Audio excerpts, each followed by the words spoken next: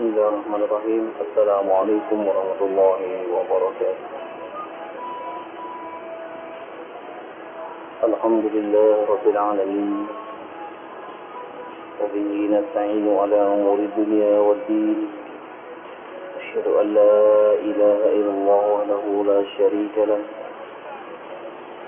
Wa asyhadu anna Muhammadan abduhu wa rasuluh. Allahumma salli wa sallim وبارك على عبدك ورسولك محمد وعلى آله وأصحابه وأنصاره وجنوده ومن سار على نهجه ومن اهتدى بهديه إلى يوم الدين أما بعد. Ikhwatal iman rahimani wa rahmatullah, jamaah salat maghrib yang hamdi Allah Subhanahu wa taala.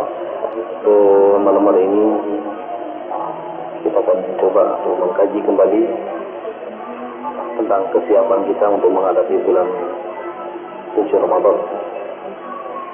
Secara singkat nanti silakan kita buka tabel tanya jawab yang mungkin ini akan diulang-ulang terus oleh para dai atau para khatib. Di antaranya adalah persiapan yang perlu kita lakukan adalah yang pertama adalah persiapan mental spiritual. Jadi ruh al-ma'nawi. Jadi mental menghadapi bulan Ramadan, karena banyak di antara kaum muslimin menganggap bahwa datangnya bulan Ramadan adalah merupakan beban, karena setiap harinya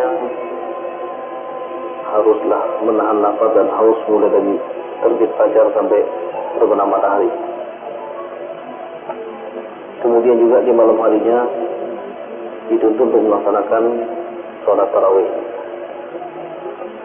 Sebelum subuh juga harus bangun untuk makan sahur. Ini bagi mereka yang dhaful iman, imannya lemah, maka akan menganggap seperti itu merupakan beban. Dan bagi kita sebagai kaum muslimin, orang-orang yang beriman, hendaklah kita betul-betul bersyukur kepada Allah Subhanahu wa taala, karena ini merupakan anugerah Allah. Anugerah Allah Subhanahu wa taala yang hanya diberikan kepada umat akhir zaman ini tahun sekali, sebulan dalam tahun sekali, hanya satu bulan saja. Dalam rangka apa? Tazkiyah, untuk mensucikan jiwa-jiwa yang mungkin 11 bulan kita beraktivitas, tentunya tidak akan pernah ada satupun yang terlepas dari perbuatan dosa. Oleh karena itulah Allah menyediakan sarana Ramadan ini untuk penghapusan dosa-dosa. Sebagaimana firman Allah Subhanahu wa taala, ya ayyuhalladzina amanu kutiba 'alaikumus shiyam kama kutiba 'alal ladzina min qablikum la'allakum tattaqun. Wahai orang-orang yang beriman, diwajibkan atas kalian melaksanakan ibadah puasa sebagaimana diwajibkan kepada orang-orang atau kaum sebelum kalian, la'allakum tattaqun, agar kalian menjadi orang-orang yang bertakwa. Dan orang-orang yang bertakwa inilah yang nanti akan dikiring ke dalam surga. Wasiqal ladzina taqaw rabbahum ilal jannati zumara, dalam surah As-Zumar. Dan perhatikanlah bahwa Allah Subhanahu wa taala akan menggiring orang-orang yang bertakwa kepada Allah Subhanahu wa taala ke dalam surga.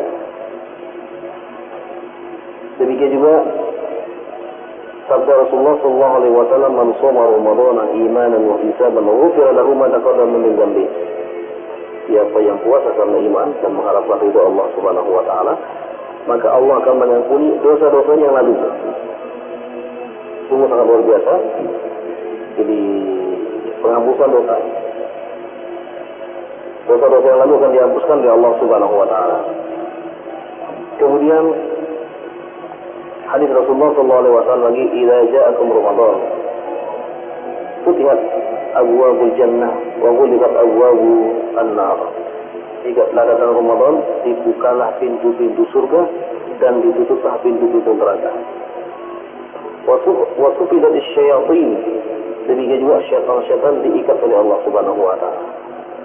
Oleh karena itulah kalau kita ingin melihat siapa diri kita, lihatlah pada bulan Ramadan. Kalau Ramadan kita bermalas-malasan, jangan sampai menyalahkan syaitan, karena syaitannya telah diikat oleh Allah Subhanahu wa taala. Salahkanlah diri kita sendiri. Ya memang seperti itulah kita. Mungkin sekarang kita masih bisa berdalih kenapa saya ini malas bangun malam hari bertahajud, karena ada godaan syaitan. Tapi nanti Ramadan, nah, siapa yang menggoda syaitannya sudah diikat oleh Allah Subhanahu wa Ta'ala. Inilah nafsu kita yang harus kita perangi. Karena nafsu di dalam Al-Quran dibagi menjadi 3. Ada nafsu al-ammarah bisu, nafsu yang senantiasa mengarahkan seseorang kepada hal-hal yang jelek, ya. pikiran yang jelek. Ya. Tidak ada dalam pikirannya itu kecuali jelek semua. Bersuuzon, kemudian jelek, berprasangka yang buruk dan lain sebagainya. Kemudian yang kedua adalah an-nafsu al-lawwamah, nafsu yang labil, ya, tidak stabil, ya, kadang istiqomah, kadang tidak. Kemudian yang kedua adalah nafsul mutmainnah. Jadi inilah jiwanya atau nafsunya orang-orang yang beriman, yang senantiasa istiqomah, dia tidak mudah terpancing oleh apapun, dia tetap dalam keimanannya, jadi tidak tergoyahkan oleh berbagai macam godaan-godaan yang ada di depan matanya, ya. Dia tetap mutmain, tenang. Kemudian di hadis itu disebutkan lagi, fihi lailatun khairu min alf syahr. Di dalamnya ada satu malam yang lebih baik dari 1000 bulan. Ini pada malam-malam terakhir. Seharusnya pada malam-malam terakhir seorang itu menggiatkan dirinya untuk beribadah. Justru kita sebaliknya, jadi kalau di awal semangat 5 shot, biasanya berkurang, begitu seterusnya sampai dengan 2 shot lagi. Seharusnya di terakhir-terakhir itulah kita giat beribadah. Di sela-sela kesibukan kita, barangkali ada yang mudik, ya, ingin berlebaran di kampung, atau mempersiapkan pakaian dan lain sebagainya untuk anak-anak. Di sela-sela itu juga kita giatkan diri kita beribadah. Kita tingkatkan bacaan Quran kita. Upayakan di 10 terakhir itu kita mampu menghatamkan Al-Quran. Yang paling tidak Ramadan sekali kita hatamkan, tapi kalau di 10 terakhir, 10 hari kita harus hatam. Karena memang nilainya sangat luar biasa. Jadi satu malam nilainya lebih daripada 1000 bulan. Khairun min alfi syahr. Bukan lebih baik daripada 1000 malam, tapi lebih baik daripada 1000 bulan. Kemudian Rasulullah SAW dalam sabda yang lain mengatakan, rubba sha'imin laisa lahu illa ju' wal 'atash. Banyak orang yang melaksanakan ibadah puasa tidak mendapatkan apapun kecuali lapar dan haus. Nah, ini mental kita harus kita betul-betul persiapkan. Demikian juga nanti kita memasuki bulan Sya'ban, perbanyaklah kita berpuasa. Jadi anjuran berpuasa adalah di bulan Sya'ban untuk persiapan kita menghadapi Ramadan. Karena Rasulullah puasanya yang paling banyak di bulan Sya'ban. Nah, baik, ini yang pertama nih, persiapan ruhiyah, maknawiyah. Yang kedua adalah al-fiqhu atau al-ilmu bi siyam Ramadan. Persiapan ilmu fikihnya, siapa yang berhak untuk melaksanakan ibadah puasa, apakah anak-anak juga berpuasa, apakah orang yang sudah tua sekali berpuasa, apakah juga ibu-ibu yang menyusui atau ibu yang hamil juga disuruh berpuasa. Nah, ini harus kita paham syaratnya, rukunnya, dan wajib-wajib puasa. Jadi sehingga puasa kita tidak sebagaimana dikatakan Rasulullah tidak mendapatkan apapun. Bahkan dalam hadis yang lain dikatakan man lam yada qaula zur wala siyamalah. Siapa yang tidak mampu meninggalkan atau menanggalkan perkataan bohong atau kedustaan, siapa tidak mampu menjauhkan dirinya dari dusta, maka tidak ada puasa baginya. Jadi pahalanya sia-sia. Nah, oleh karena itulah puasa yang benar adalah puasa selain menahan lapar dan haus, hawa nafsu, demikian juga mempuasakan hati untuk senantiasa zikir. Karena Ramadan ini sekali lagi bulan yang sangat istimewa sekali, yang para ulama-ulama dari kalangan sahabat mengatakan kalau sekiranya boleh kita mohon kepada Allah, maka kita akan memohon supaya Allah menjadikan seluruh bulan itu adalah bulan Ramadan. Ini yang kedua. Kemudian yang ketiga adalah persiapan al-mal. Mal ini adalah ya harta. Jadi sekian lama kita mengumpulkan uang menabung, mari kita ini kan di bulan Ramadan ini, sehingga tiada hari tanpa kita memberi makan orang-orang yang sedang berbuka puasa. Sebutkan man fattara sha'iman falahu ajru as-siyamihi wa lam yanqus minhu dzalika syai'an. Siapa yang memberi makan orang yang sedang berbuka puasa, maka pahalanya sama dengan orang yang berpuasa itu, dan Allah tidak mengurangi sedikit pun pahala orang yang berpuasa. Di masjid kita insyaallah ada takjil itu. Ya, kita bisa membawa apa saja yang kita miliki. Rasulullah mengatakan berikanlah tamr, kurma ini. Kalau nggak punya ya Rasulullah, berikanlah air. Kalau nggak ada ya Rasulullah mengatakan bantulah orang-orang yang berbuka. Jadi ketika ada berbuka puasa kita tidak mampu memberikan apapun, kita membantu air-air yang sudah ada ya kita berikan. Kita perhatikan bagaimana di Mekah dan di Madinah. Kalau pernah berpuasa di sana sangat luar biasa sekali. Mereka itu mempersiapkan untuk berbuka puasa luar biasa. Mereka isi air-air di gelas-gelas kecil, gelas plastik, kemudian dibagi-bagikan. Itu kan bukan milik dia, tapi miliknya masjid. Tadi itu Rasulullah SAW mengatakan itu juga termasuk orang-orang yang memberi makan orang yang sedang berbuka puasa. Oleh karena itulah harta-harta kita ini adalah kita diinfakkan, disedekahkan di bulan suci Ramadan. Jadi tiada hari tanpa berimpak. Dia bisa membawa air, bisa membawa kue, bisa membawa buah-buahan, bisa membawa makanan, terserah. Kita berikan kepada mereka yang sedang berbuka puasa. Ini yang ketiga. Kemudian yang keempat adalah sangat penting sekali adalah persiapan al-baramij. Al-baramij di sini adalah kegiatan-kegiatan apa saja yang dilakukan pada bulan Ramadan. Karena Ramadan adalah merupakan syahrul tarbiyah, bulan tarbiyah. Sungguh sangat rugi kalau Ramadan ini berlalu begitu saja, kita tidak membaca misalnya sirah nabawiyah. Jadi kita harus punya waktu dan tekad ya. Di Ramadan, di bulan Ramadan saya punya planning, saya harus menghafalkan atau menghafal juz amma misalnya selama Ramadan. Atau saya akan membaca juz amma beserta artinya di bulan Ramadan. Akan menderaskan, ditadaruskan. Jadi sehingga betul-betul mendapatkan ilmu dan juga mendapatkan pahala. Kemudian di Ramadan juga kita sekalipun sekali mungkin kita adakan kunjungan ke panti asuhan. Ini planning. Jadi di Selasa itu kita memberikan kunjungan karena bulan Ramadan merupakan bulan al-muasah, bulan solidaritas. Kita berempati kepada orang lain. Kita merasakan bagaimana mereka yang fuqara wal masakin, demikian juga anak-anak yatim. Kita supaya bisa merasakan bagaimana mereka yang kadang-kadang tidak makan, sehari kadang makan, sehari kadang tidak ya. Jadi ini kita berkunjung ke sana, ini kita berikan sesuatu tanda mata supaya mereka gembira, sebagaimana orang-orang lain nanti di bulan Ramadan, di bulan Syawal pada saat hari raya juga mereka bergembira. Jadi ada barnamij, siang hari saya mau ngapain, ada jadwal-jadwalnya, kemudian di malam hari saya ngapain. Oleh karena itulah ya, kalau bisa televisi kita tidak di-setel kecuali ada hal yang bermanfaat. Kalau tidak ada manfaatnya, sebaiknya kita betul-betul kita matikan. Kenapa?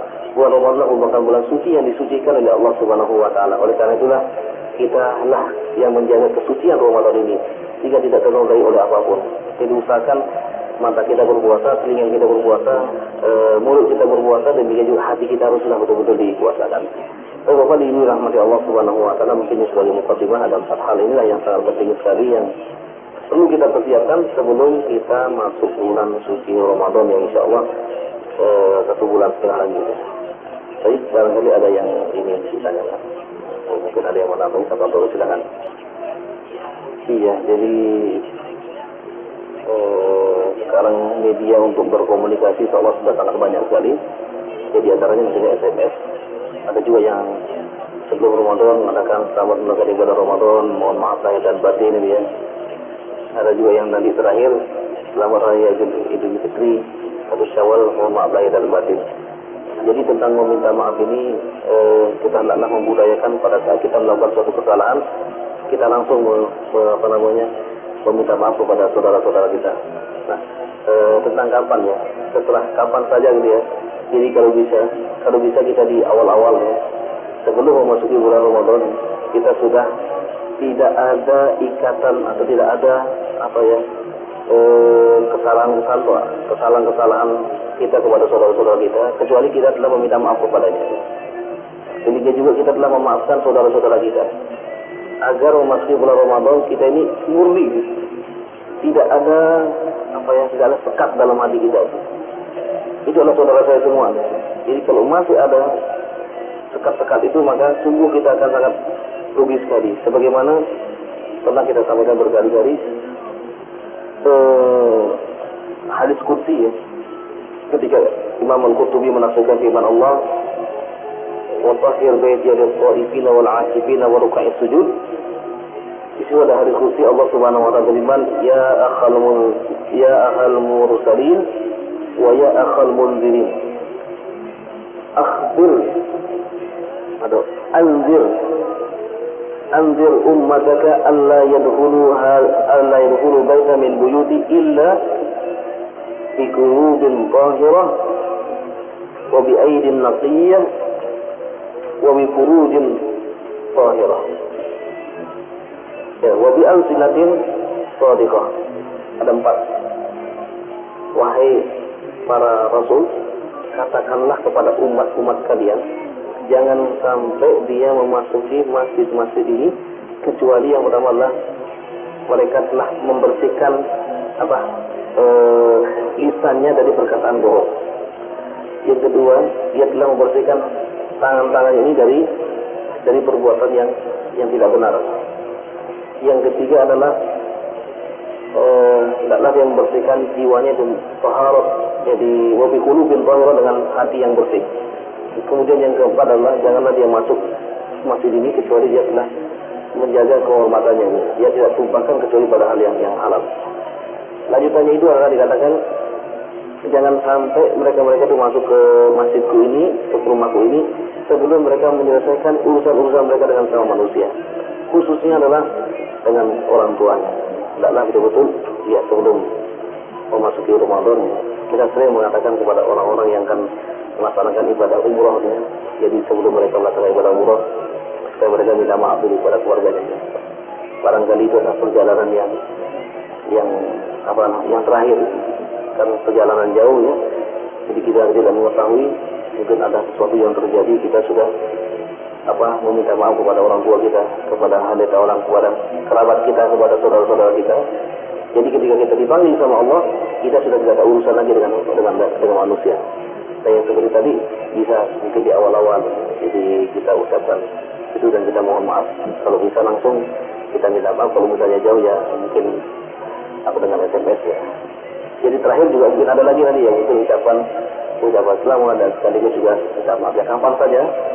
Semakin banyak kita meminta maaf kepada saudara kita ya, kalau mereka memberikan balasan ya sama-sama, atau mudah-mudahan kita juga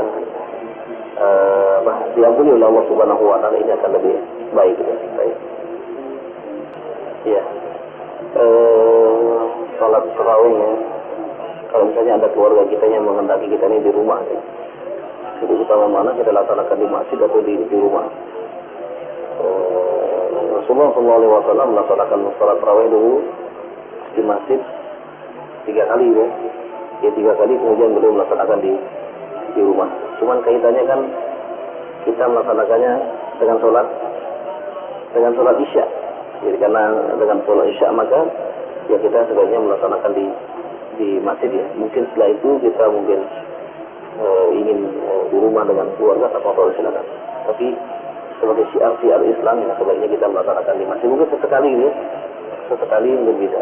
Mungkin ada beberapa keluarga mengadakan di rumah. Tapi yang lebih afdal adalah ya karena sudah ada sholat isyanya gitu ya.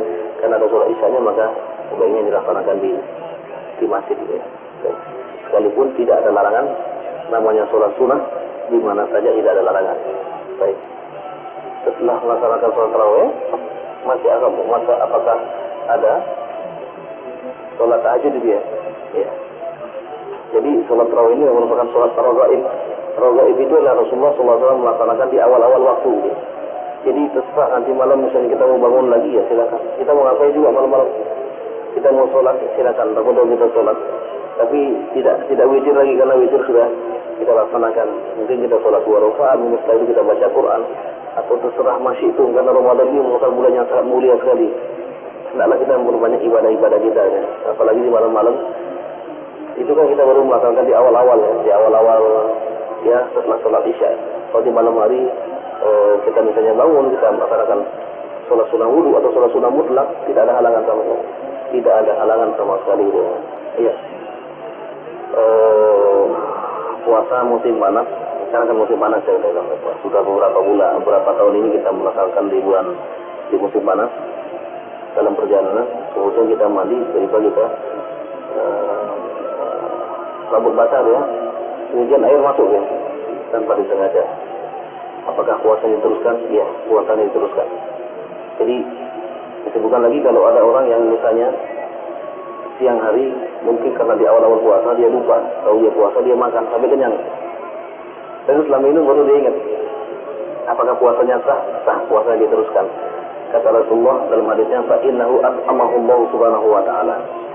Karena dia telah diberi makan oleh Allah subhanahu wa ta'ala. Bahkan ada ulama yang mengatakan, kalau Anda menemukan yang itu, biarkan dia makan. Biarkan dia makan, karena dia diberi makan oleh Allah subhanahu wa ta'ala. Lalu setelah selesai makan baru ingatkan, kamu ini sudah puasa. Ada ulama yang mengatakan seperti itu ya. Ini memang tidak. Kadang-kadang terjadi itu. Kadang-kadang terjadi itu. Dan kadang-kadang juga ketika seorang dalam keadaan sangat lapar sekali, Allah subhanahu wa ta'ala tiba-tiba memberikan satu nikmat dalam mimpi gitu. Dia mimpi, kemudian dia mimpi makan pada saat dia bangun-bangun dia dalam keadaan kenyang. Dia saya tadi sudah makan ini, ternyata makan dalam mimpi. Apakah puasanya sah? Ya sah ya. Sebagaimana tadi juga jalan-jalan kemudian dia minum, setelah minum baru ingat kalau dia puasa. Maka teruskanlah puasanya. Puasanya sah, tidak perlu diulang lagi. Ya, kalau pertengahan makan ya yang di mulut diteruskan, kemudian jangan diambil lagi ya. Jangan diambil. Saya sedang puasa ya sudah, di mulut dimakan, yang di luar mulut jangan diambil lagi gitu ya. Ya. Jadi yang membatalkan puasa itu adalah sesuatu yang kita masukkan, minum, makan ya. Tapi sesuatu yang keluar tidak. Jadi sesuatu yang keluar sampai keluar mani pun tidak membatalkan puasa. Misalnya ketika seorang dalam keadaan mimpi, kemudian dia siang hari mimpi, kemudian dia keluar mani, maka tidaklah batal puasanya. Kecuali wanita yang haid, itu baru membatalkan puasa. Ya. Jadi kalau dia siang hari kemudian dia mimpi, kemudian keluar mani, maka hendaklah dia mandi, kemudian diteruskan puasanya. Tidak ada tidak membatalkan puasa. Demikian juga orang yang muntah yang membatalkan puasa adalah muntah yang disengaja. Jadi dimasukkan tangannya ke mulut, kemudian dia muntah dengan harapan supaya dia bisa berbuka. Nah, maka ini puasanya batal. Kalau yang tadi karena gerujak keluar ya, karena kekenyangan gitu ya, ini tidak membatalkan puasa. Sebenarnya sholat ibtida'i dilakukan oleh Rasulullah di malam hari ya. Jadi mereka ketika beliau akan tahajud, beliau laksanakan sholat ringan saja dulu. Jadi bukan berarti itu merupakan sholat tambahan. Jadi 2 rakaat pertama dah sholat yang ringan. Apakah itu sering? Tidak. Tidak sering sekali. Jadi tidak harus mulai kita sholat ibtida'i dulu, tidak ada. Itu malam hari. Kenapa kok ringan? Karena baru bangun. Bangun di malam hari mau tahajud, mungkin agak berat. Awali dulu dengan sholat 2 rakaat ringan. Apakah sering Rasulullah melaksanakan? Tidak sering.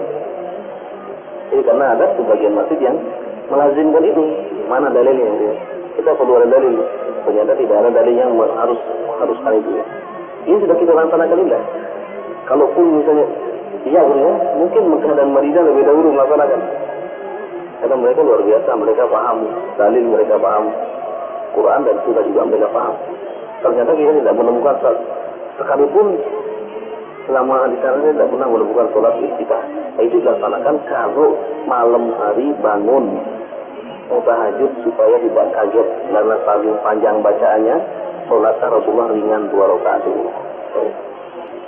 Iya, karena ada orang yang punya pemahaman bahwa kalau puasa sebulan itu cukup di awal, tengah dan di akhir. Ya. Ini sesuatu yang sangat keliru. Kita kan punya qudwah, punya uswah, punya panutan Rasulullah SAW.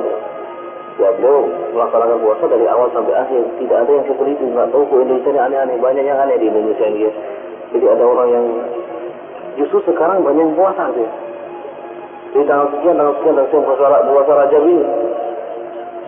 Kemarin khusus ada kita di TV ya, Syekh Saleh Fauzan Al-Fauzan yang langsung beliau menyampaikan tentang maka ketika ditanya apakah ada keutamaan bulan Rajab, beliau mengatakan tidak ada. Bagaimana puasa di bulan Rajab? Puasa di bulan Rajab sama dengan puasa-puasa di bulan yang lain. Tidak lebih dan tidak kurang. Illa Sya'ban, kecuali bulan Sya'ban Rasulullah membanyak puasa pada saat itu. Jadi hadis-hadis yang berkenaan dengan bulan Rajab yang hadisnya maudhu palsu semua gitu ya. Jadi palsu semua hadis-hadisnya yang mereka puasa di tanggal sekian. Kemudian ada lagi kalender ya. Kalender yang kita punya ini ada ini. Ya, yang putih saya ambil dulu. Oh mungkin bukan yang ini, ada satu lagi ya. Tentang puasa Rajab tanggal sekian puasa ya. Jadi tidak ada sama sekali hadis yang sahih yang berkenaan dengan puasa khusus di bulan Rajab, tidak ada. Kalau yang sudah biasa puasa Senin Kamis ya tonton silakan laksanakan. Kalau di sini sedangkan tanggal sekian ya. Puasa Rajab di tanggal 3, tanggal 4, tanggal 5, tanggal 6, tanggal 7, tanggal 8. Begitu seterusnya sampai tanggal 28. Tapi ke tanggal 29 nanti ketemu dengan Isra dan Mi'raj dia. Jadi tidak ada sama sekali hadis yang sahih yang berkenaan dengan puasa di bulan Rajab. Yang diajarkan nanti pada saat bulan Sya'ban. Nah ini yang tadi itu adalah ya sangat keliru sekali ya. Terus nanti kalau di akhirat, kira-kira kalau dia masuk surga yang mana yang mau dimasuki gitu? Jadi kalau di sini puasa, tidak puasa, kemudian di sini puasa lagi. Gila Indonesia itu banyak aliran-aliran yang aneh, sangat aneh-aneh. Tidak tahu dari mana mereka mendapatkan pemikiran-pemikiran seperti itu. Itu keliru sekali, ini sangat keliru sekali. Ya harus dibenarkan bahwa Rasulullah adalah panutan kita, beliau puasa 1 bulan penuh. Sehingga juga para sahabat-sahabatnya dan para ulama-ulama yang memang dijamin oleh Allah Subhanahu wa taala dari masuk surga di kalangan para sahabat pun tidak pernah melaksanakan yang sebagaimana tadi. Nah, kita siapa ya? Kita pengikut Nabi Muhammad yang sangat jauh sekali di akhir zaman ini. Baik. Silakan satu lagi ya. Kalau sakit, kalau buat suntik itu nggak apa-apa. Sakit ya. Kita sakit kemudian kita cabut gigi, tidak ada halangan sama sekali. Kecuali nggak boleh infus. Walaupun disuntik, itu kan dalam rangka untuk obat, bukan dalam rangka untuk makan. Dalam rangka misalnya kita sakit, kita mau suntik, apakah batalkan puasa? Tidak membatalkan puasa. Yang batalkan yang diinfuskan itu kan makanan ya, dimasukkan. Ini adalah obat ya, tidak ada halangan. Demikian juga kalau ada orang yang sikat gigi dia, kalau bisa sikat gigi diusahakan kalau sudah siang ya tidak menggunakan pasta gigi gitu ya. Jadi menggunakan yang tidak ada odolnya itu. Jadi kita gunakan pasta saja, tidak menggunakan itunya. Boleh atau silakan. Jadi karena khawatir nanti kan ada rasa-rasa ya, ada rasa-rasanya. Kalau yang tidak ada pakai alat odol nggak apa-apa gitu ya. Demikian juga ada yang kadang-kadang berlebihan wudu tidak berani berkumur-kumur ya. Saat wudu nggak berani kumur-kumur, begini aja. Dan tetap berkumur-kumur. Jadi kata Rasul dalam sebuah hadisnya, "Baligh bil istinsak man lam yakun sha'iman." Hendaklah kalian perbanyak masukkan air ke hidung kecuali kalian dalam keadaan puasa. Kalau puasa jangan banyak-banyak masukkan air ke dalam hidung karena itu akan bisa dimasuk ke dalam. Tapi kalau orang yang sakit ya tidak mengapa dia berobat ataupun dia mungkin ke dokter gigi, pencabut gigi, tidak membatalkan puasanya.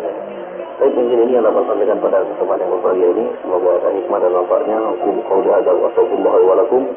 Subhanakallahumma wa bihamdika asyhadu an la ilaha illa anta astaghfiruka wa atubu ilaik. Wa sallallahu ala nabiyyina Muhammadin wa ala alihi wa sahbihi ajma'in. Assalamualaikum warahmatullahi wabarakatuh.